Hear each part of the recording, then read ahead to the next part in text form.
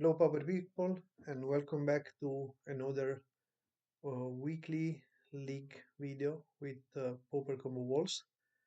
This week we are playing a new brew, which was partially inspired by some choices concerning the mana base that I saw in another combo deck played by fellow Italian player Giorgio Combo. It's most likely a just for fun brew, but I wanted to try something new, play cards that I love to play, and try new things in this method, which is not super exciting for me. So, the main thing in this case is to use a different form of mana base using two actual island, and then instead of additional lands that can fetch other basics, like for example the new Capenna ones, which were very good. We are trying many partings.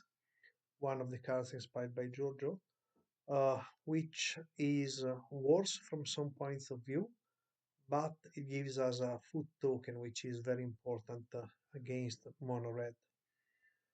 And we use the Sakura Tribe Elder, formerly known as S.T.E or S.T.E, depending on your language, since the Kamigawa Limited format many years ago. Uh, this is one of the few creatures that allow you to fetch a basic land card and put it immediately on the play. So it's a sort of creature round. In this way, the goal is to have a reasonably fast developing mana base while at the same time removing lands from the deck. Then what I wanted to use was Mulldrifter, which used to be one of the strongest cards in Pauper, and I still love it, even though now it's outclassed by a lot of other cards, and Deep Analysis, which is also a very strong card. So the main base for the combo is unchanged. We have these differences concerning mana base and card draw package, which is, and then there are a few additional slots, which are the following ones. I have three Tinder Walls as one drops that could help developing the mana base. These I'm not totally sure about. Of course, the obvious synergy with Tak Tak and possibly Must Vandal from the sideboard, because we play only 12 lands and we really need to have one forest in the starting hand. So we wanted something that costed one and could help, at least in theory, developing our mana base.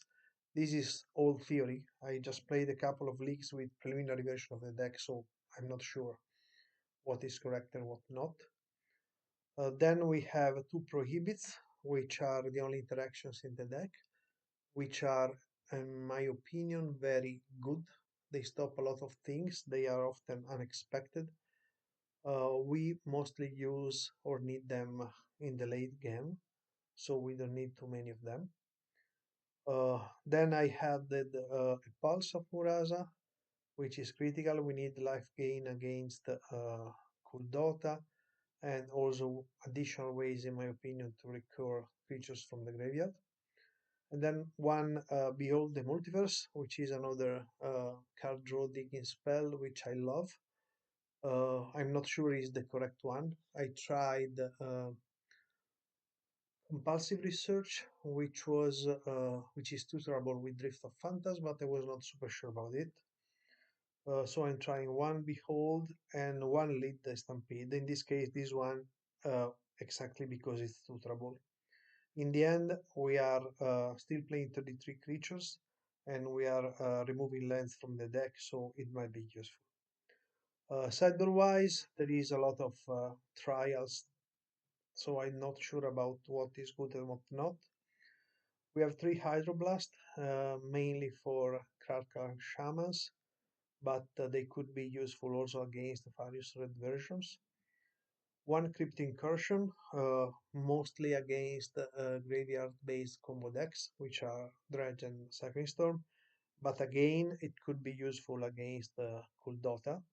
It will all depend on how good is the the life gain with the normal version. A couple of healers of the glade. We have only two because we have the four many partings, which more or less cover the role of the ants in the normal versions, but also Pulsar Murasa main. Then three Scatterers Archers against Fairies, which are very, very popular still. Then only two Must Bundles.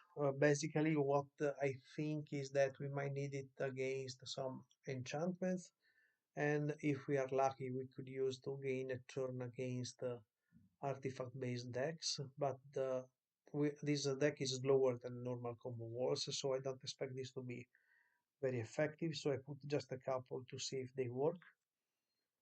And finally, for vines as a sort of catch-all interaction and also possibly useful against Glee. I'm not sure if they will work. Usually they don't, but you never know. Having said so, this is the theory.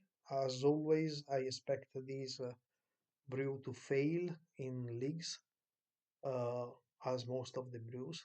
Uh, but I hope to have some fun casting cards that I love to cast and I couldn't cast for the last couple of years. Dirtling things, fetching lands, etc. etc. Let's see how the league goes.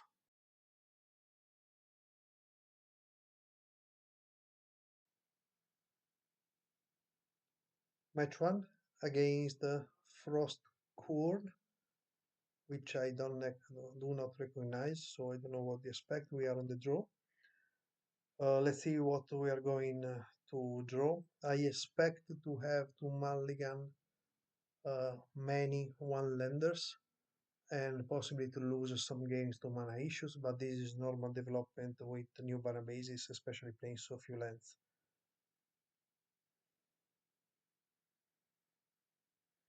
So immediately we have a zero lander, so we just mulligan. The second one is much better. We have Battlement, Orochi, Sakura Trailbelder, and card draw. Most likely we are going to put down the drift. Let's see what happens. Indeed, we put down the drift. Opponent is on Boggles, which is usually a good matchup provided that they don't go too fast. So here they do not play any enchantments, so even if we had the Orochi, we just start blocking.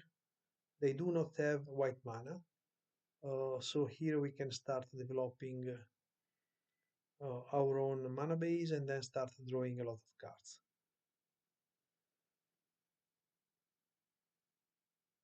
And we actually end up with three S.T.Es in hand. Let's see, they find finally the white mana. They had it already, so it's not clear what they were waiting for. The attack, we don't care about blocking it. The most important thing is usually to avoid trample damage. Here we draw a Mulldrifter, so uh, we start drawing cards as efficient as possible and we find the Freed, which is good. Now we hope to find the kill. If we do not, we need to put a lot of blockers on the table. So we play all the Sakura Tribe Elders, we remove all the lands from the deck in order to improve our chances with the card draw. We draw more card draw, which is quite good. And this, in theory, is how the deck is supposed to work. So we remove presumably another land, increase the number of defenders, and then we keep digging. We find more dig. It's nice to see also the synergy between many partings and deep analysis. And we finally find the invoker. So we don't know if opponent will concede. I will just go fast for the rest of this turn. Indeed, the opponent made us kill them. No, in the end, they considered a take life. So we mulligan the first hand, but the theory kind of worked. Just look at how many lands we have in hand and how effective was the card drawing chain. Uh, it's true that opponent had a very slow hand, so we are not sure if this is just luck. Let's see game two. Game two, we sided in the two masked vandals and the two healers up from the glade, meaning that we just want to have as much life gain as possible. We removed the tinder one tinder wall, tuck tuck, and we just went on with and one deep analysis, and we went on with 61 as we usually do. We are again on the draw, and here we have one of the things that we really hate to see. We play only two islands, and this end will be perfect if the island was a forest, but it wasn't. And I unfortunately remember that I misclicked the clip instead of mulliganing. Opponent mulligan, then we opponent mulligan to 4, so we might be lucky even though we misclicked. Of course, we do not draw the land. Opponent starts fetching, and they play immediately a standard bearer, which is not such a big issue for us. We keep missing lands, so we start discarding to hand size.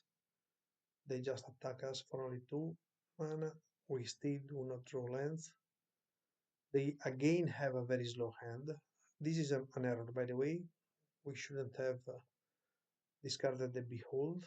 In fact, we are immediately punished by drawing the second island, so this game is lost and we are most likely conceding. So this was just an unfortunate misclick or error due to not enough attention, coupled with discarding the Behold, which was not the thing to do, even though we are most likely we're going to die anyhow.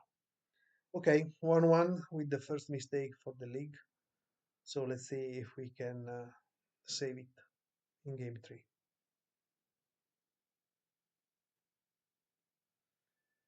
Game 3, this time we are on the draw. Let's see what we draw.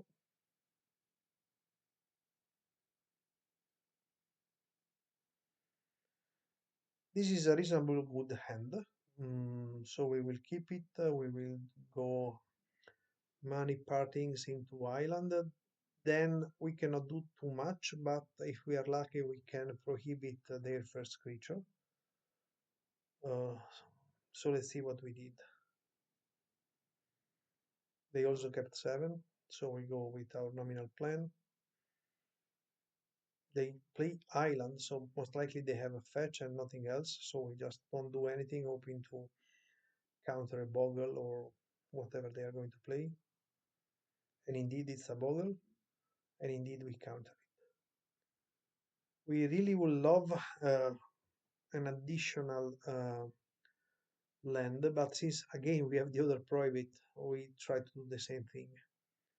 Opponent doesn't play anything, which is good for us, so we keep doing the same, and we still are not doing the not drawing the third land, but luckily we draw the battlement. Here we will most likely play Mulldrifter in order to use Vandal next turn. Uh, so they do has a lot of damage, but we can Vandal the Rancor, and then we can start champ blocking. Now it will all depend on their possible additional trample. They choose Ash Barren, which is weird, so we just block. Here, of course, we need to go for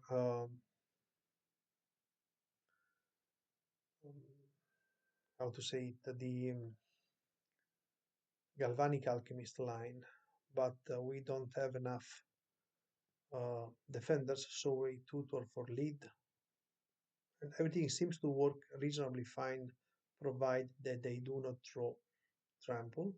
They have run through, which is ineffective, and they find finally a Silana. We keep blocking, and here we can go for the kill. Finally, they are tapped out, so I don't think they can do anything to stop us. I will go fast. Of course, we will have to deal first with the two standard bearers. But again, that kind of worked in a weird way, since we played two prohibits in the early turns. But in the end, we managed to get a good position.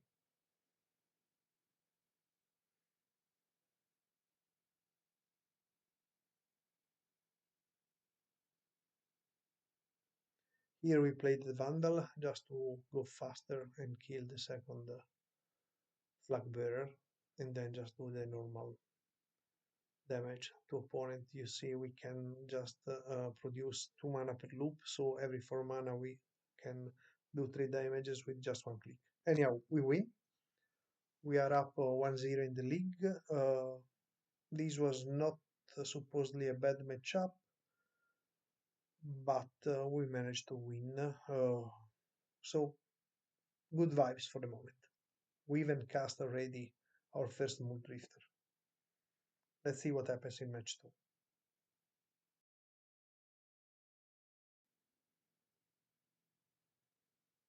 Match 2 against the Nib 999. Again, an opponent that I do not recognize. We are once again on the draw. Let's see what we draw. This is a good hand, so we will keep it.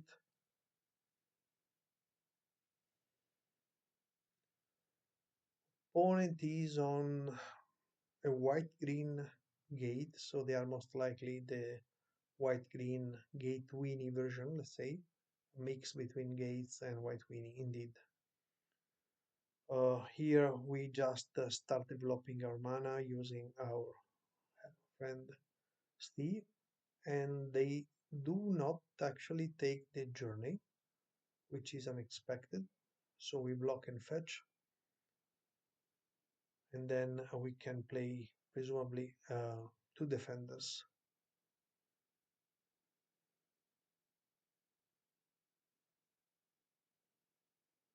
Let's see if they have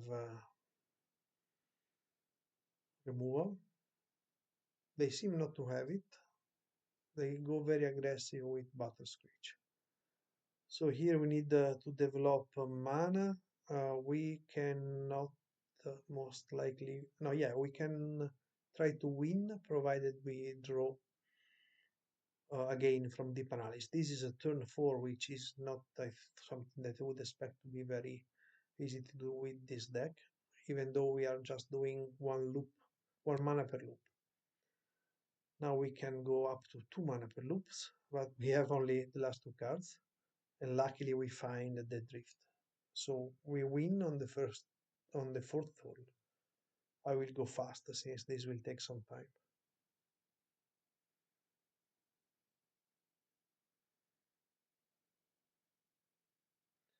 They were at 31, so we will take a lot of iterations. You see my clock going down. Not super fast, but definitely going down.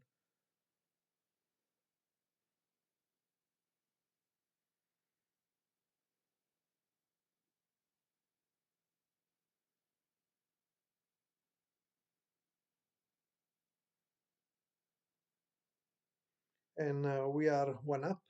In the end, we spent less than 7 minutes, even though we are 5 minutes behind our opponent in clock.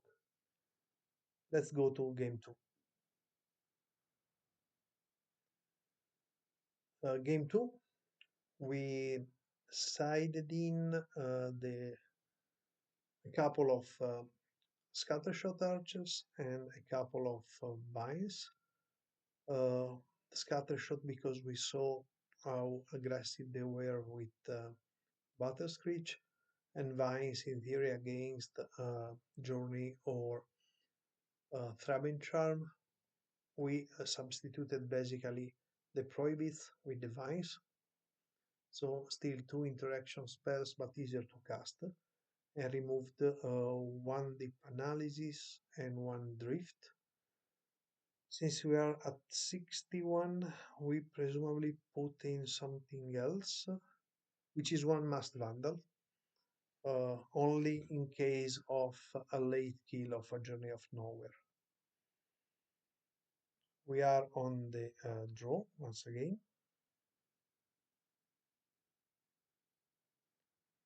This end is unfortunately, I think we uh, mulliganed it, even though we had the scatter shot. It's too hard to develop the mana.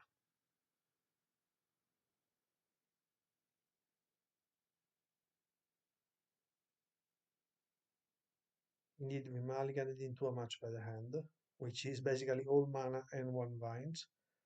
So I think we could even put down one forest. Let's see.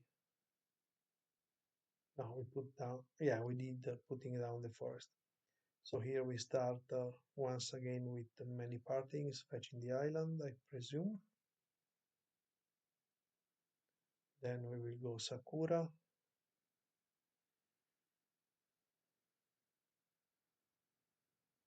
This will allow us to actually do multiple choices next turn.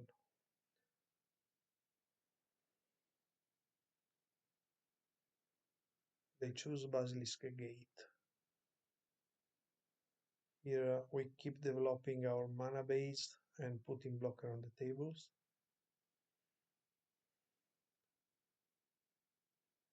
And they once again have Battle Screech.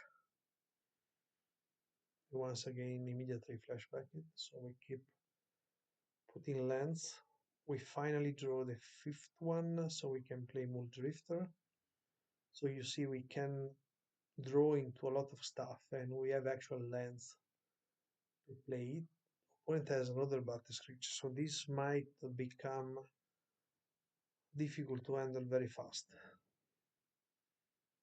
Let's see if they attack, they do not. Here we just go for card draw and battlement. They have a huge amount of gates, and they do not use any one of the two basilisk gates, so this is scary.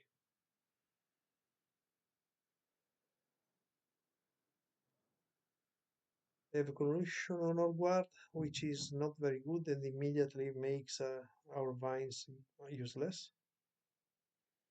So here we just have to hope not to die.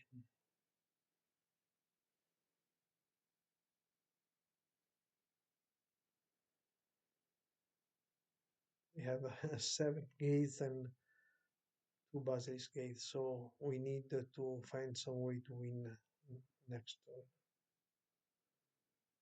Here we will take a lot of damage.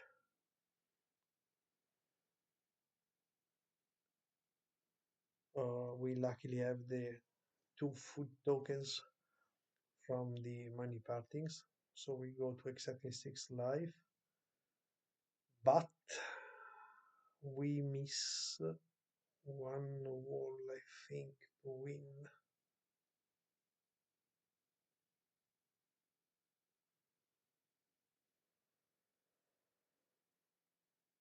Actually, we had the exact amount, but they also had the trap and charm.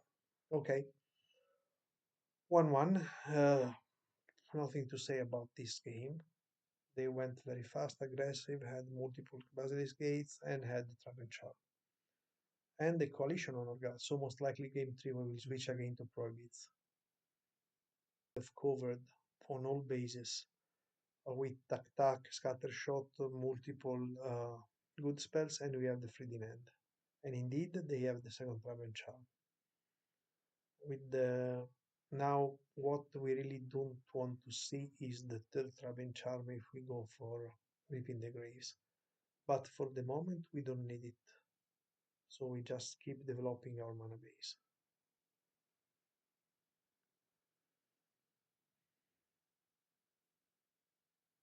Here we are most likely going for some draw spell.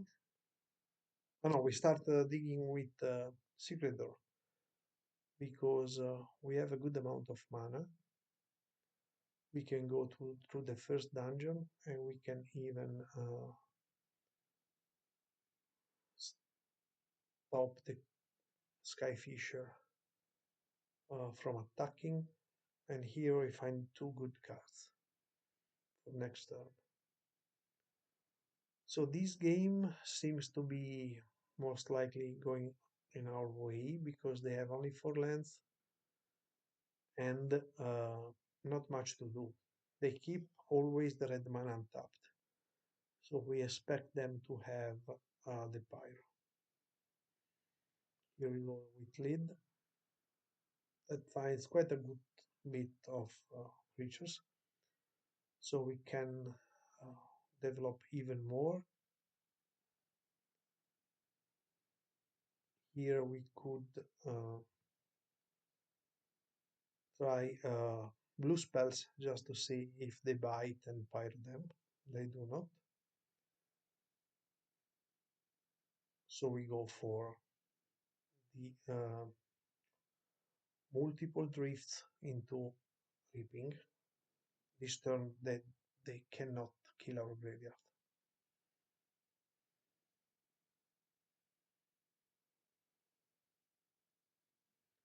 We will also get back our Valkyrie Evoker. And they concede. Okay, so we went 2-1 against an unexpected match.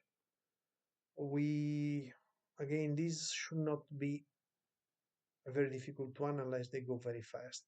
Usually for normal wars this would be very easy, but this is slow. Anyhow, we are 2-0.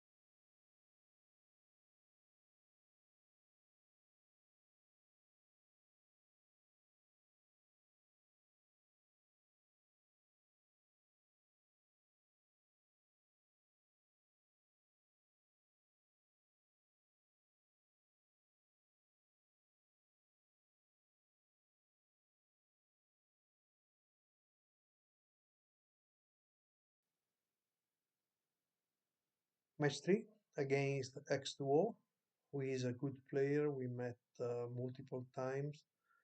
I tend to associate them to Black White, Glint Blade, or things like those, but I think they can play anything.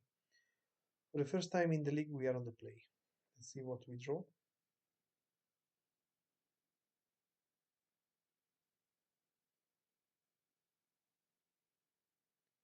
Zero lander, one lander unplayable.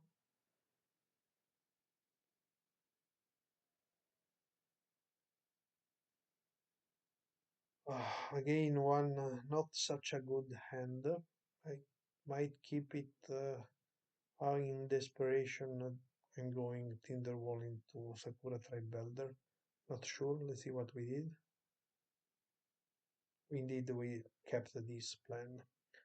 It's always good to have 3D NAND because it saves us. Oh, they are on MonoU Faeries, which again usually is not a bad matchup. Uh, I don't know with this version. We have a lot of card advantage though, so here we just wanted them to play ninjas and they did.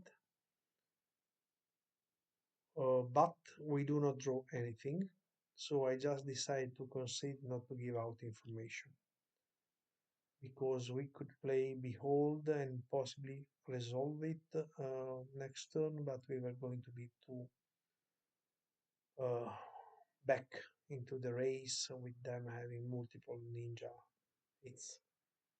Okay, 0-1, first game we lose due to our mana base without errors on our side, except forcibly not going to 4. Let's see game 2. Game 2, we sided in the 3 scattershot archers for one deep analysis and one Tinderwall. We do not need much else considering we have also the 2 prohibits main. Let's hope in reasonable starting hands.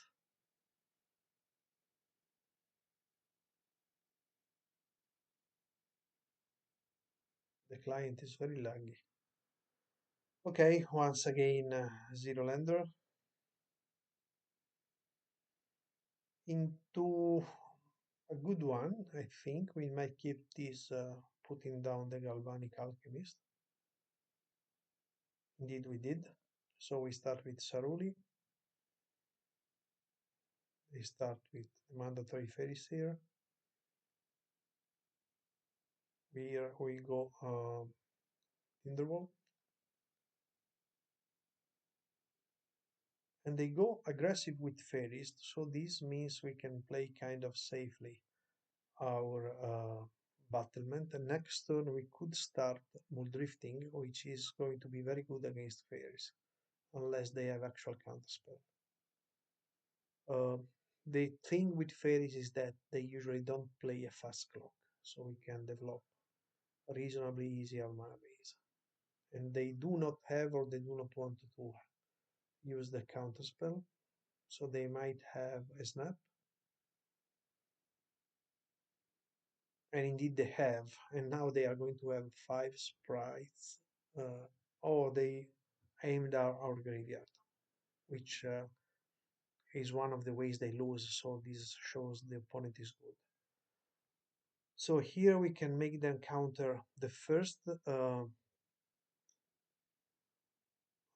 Mulldrifter, but we wanted to have an additional blocker so that they can knock Ninja with the spell stutter. So we block. They do have another Ninja, but they will draw a lot of cards, but will have only 2 mana. Again, they have 2 mana. So here we will first try the Mulldrifter to see if they counter it. They do not. So they try the Scattershot. They do not counter it. Then we even try the Axebane. So this seems to be very good. Though they have to crack the relic, so they are looking for an answer. They have another relic. They crack it once again. They have the fourth fairy miscreant, but apparently they have nothing, so we just block, take a few damages down to 4 or 5. Now this game should be ours. We start digging, they concede.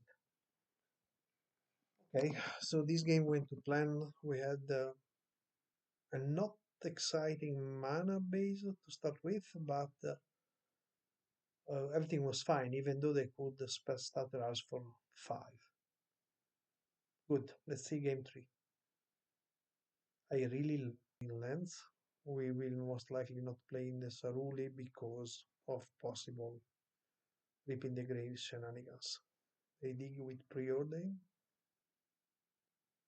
They have a Bind the Monster for Mulldrifter, which against for us is super fine.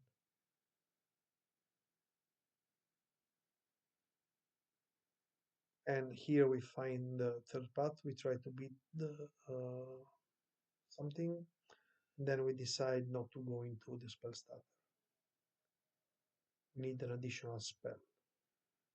We are still keeping just a few damage for turn. Let's see if they have the ninja. They do. So we need to be patient. We still have an additional food token. Okay, so this one is very good.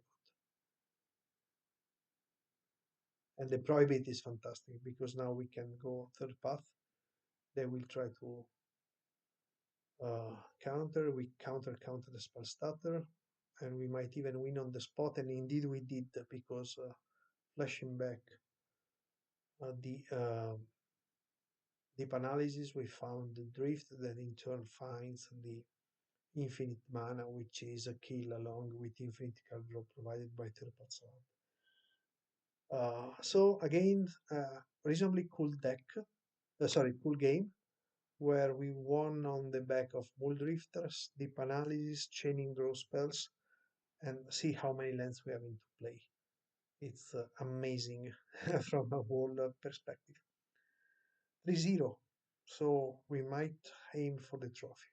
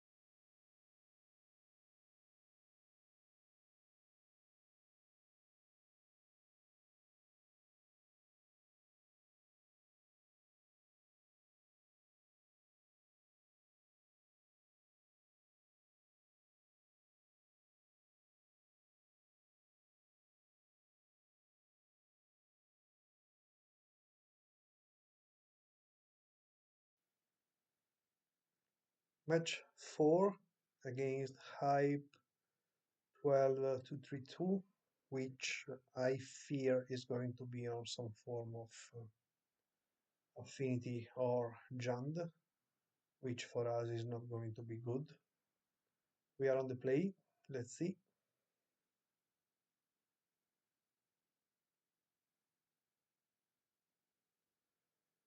We have a reasonable good hand, so I think we keep this one. Once again, we are having a lot of frees in the starting hand, which is always good.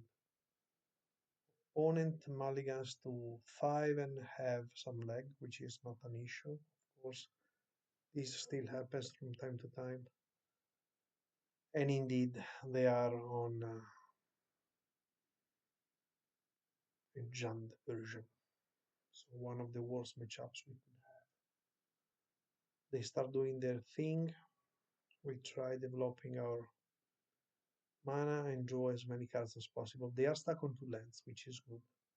So we can keep drawing a lot of cards. They, as expected, have a familiar and a funny KCS.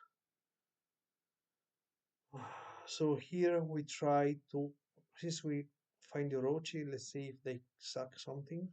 They kill our wall, which is okay. So we can have an Axebane and try to win next turn, or to make them wipe their boards. Uh, Nothing happens, so here we try developing stuff and we try to win basically. No, actually we go more on the safe side.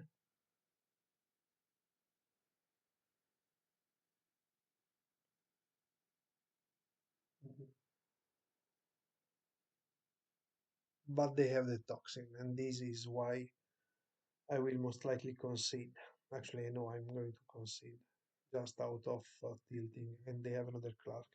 This is why I preach banning KCS, because it's in itself an unfair card, but especially coupled with toxin analysis, make them win out of boards that should not be able to win. They were unlucky, they did not have enough lands.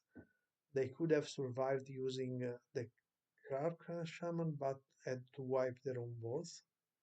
Toxin analysis for 1 mana just solves all the problems. And this made me tilt very much. And I just considered the match after this game, because even though in theory the deck could fight it, it's really incredibly annoying to me that such an overpowered combination is left unchecked. And it's not dominating totally just because Glee is even more overpowered. So I just don't want to play against these, and I was super tilt. So I just considered the match. I preferred just to go over and enjoy myself instead of being full of rage for things which I preach since probably 1 year are a problem in the format. Anyhow, I'm not on the PFP. I just play funny brews. So I accept my loss. I apologize for this being a very short match video, and I should not concede due to tilt during leaks, but it happened. So let's see if we can at least salvage the league with a 4-1, which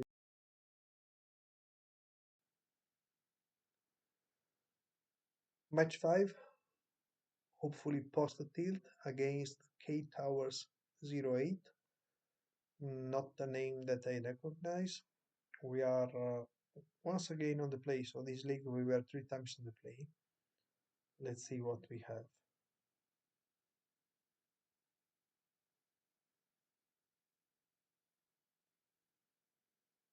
Ah, very good hand, so this will be kept for sure.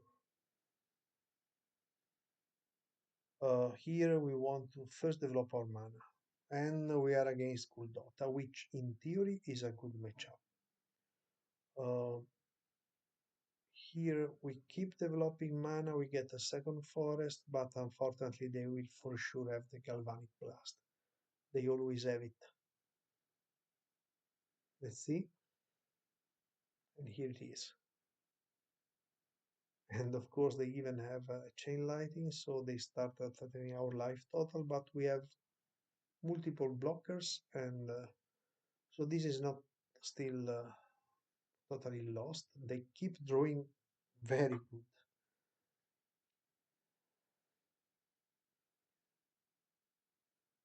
Here we need something faster. We have the buffer of life from the food token. They have only one card and we draw very well. Mulldrifter is going to be very good if it stays on the board. But of course it doesn't. Still, we it allowed us to draw cards and they rip very well. So we go down to 8. Here we could go for drift for pulse returning something, possibly Mulldrifter.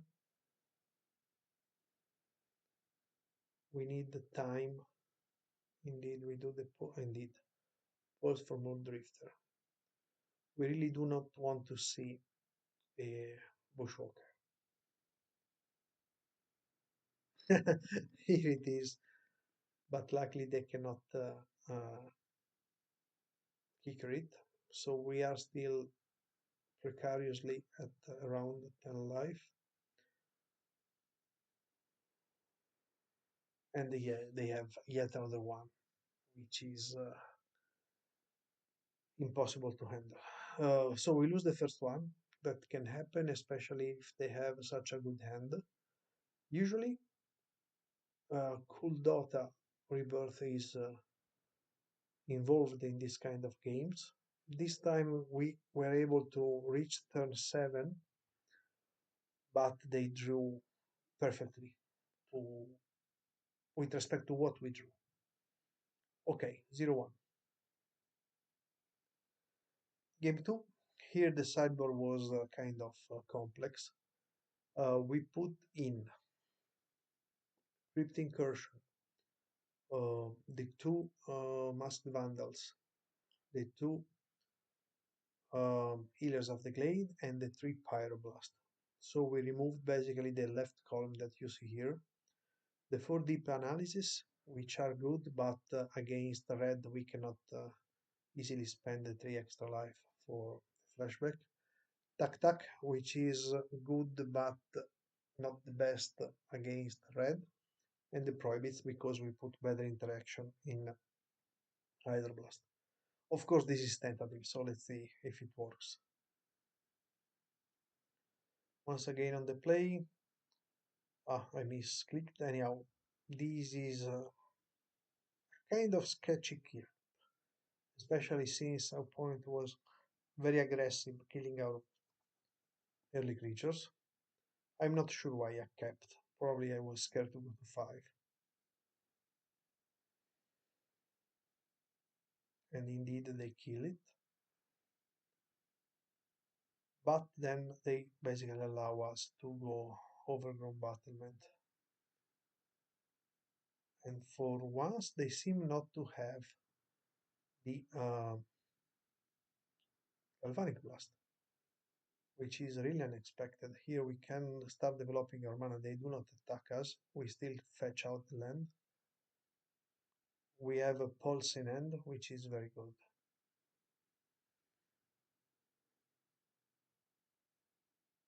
They seem to be flooding.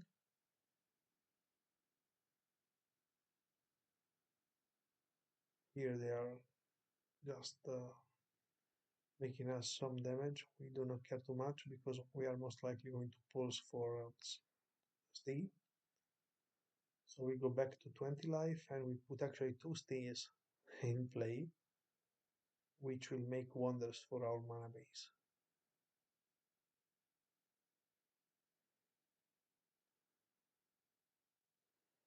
We find yet another mountain. Let's see if they have the Bushwalker. They do not. So here we are taking just a few damages. We might not even use the S.T.Es and kill some of the creatures, but this is too early. For the moment, we really want to have the mana development. One thing that I think they could have boarded in, even if not, I'm not sure if it's correct, could be Pyro. We will see it immediately,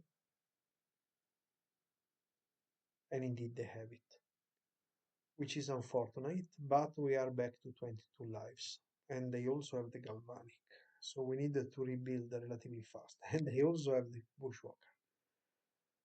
So here we are going to take about 10 damages or something like that. We block and kill one of the creatures, and we take 9. They keep digging. We find land, so we just put out a blocker. They do not have another pyro.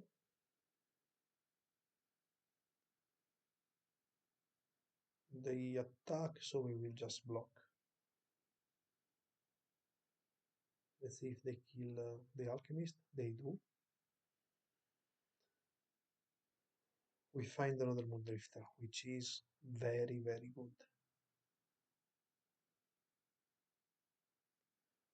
And Hydro is very good as well, because now we are very close to the kill. We have everything in hand.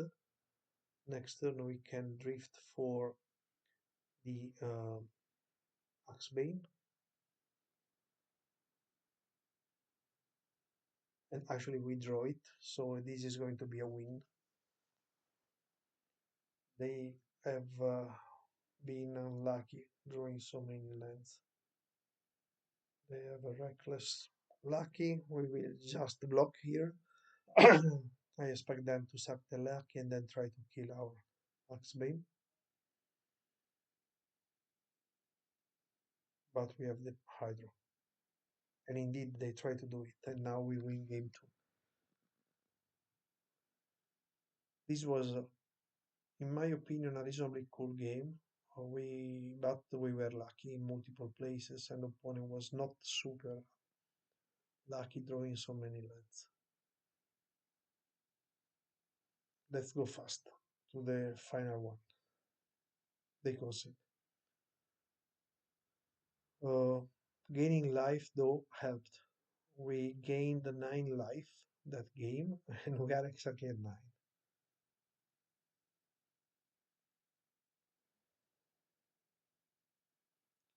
Game 3, we are on the draw.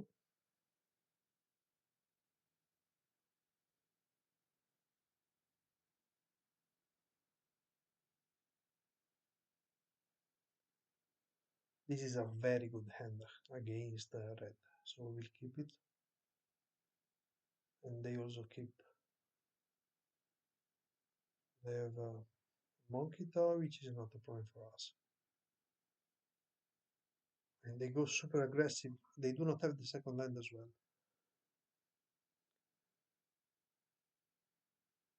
So here we can develop our mana. We have many partings. I think we can do many things here. So we go first for island, I think, then we have Axebane. They do just attack. We block a couple of them. We are still playing around the festivities, even though we didn't see one. Here we go once again, many partings. And then we go the double S.T.E. They aim a galvanic to us. Here we can start blocking, and we don't really even need to sack the S.T.Es. We find another very good couple of cards, and Reaping is very good as well. So here we are going once again for Drift into Pulse, in this case returning Drift, I guess, and we can even gain 6 additional lives. They keep trying to burn us out, but this is not going to work. They kill our Axebane, not a problem. We do not want to use Reaping for just one creature, so we just gain 6 lives. We could even go now for drift for lead the stampede. And we have once again a hydroblast, and we find an amazing four cards. So here we might have the kill. We know they play Pyro. Let's see what they do. We might want to save our Axebane. We do. Let's see if they have the double bolt. They do. So in this case, we don't do anything. We don't want to suck that in the wall.